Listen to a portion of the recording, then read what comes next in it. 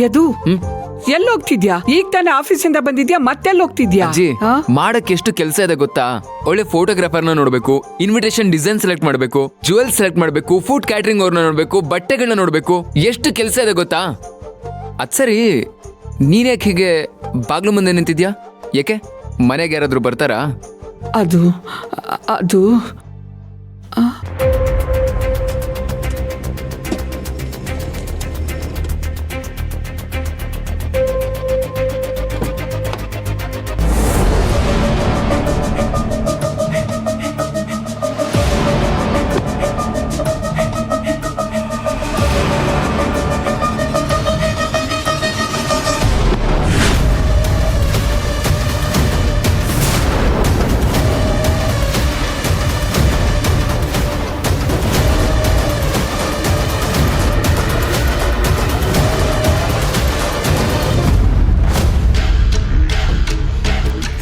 ಇವ್ರು ಯಾಕೆ ಬಂದ್ರಜ್ಜಿ? ಅದು ಅದು ಬನ್ರಪ್ಪ, ಪ್ರಯಾಣ ಎಲ್ಲ ಸುಖವಾಗಿತ್ತಾ? ಮತ್ತೆ ಬನ್ನಿ.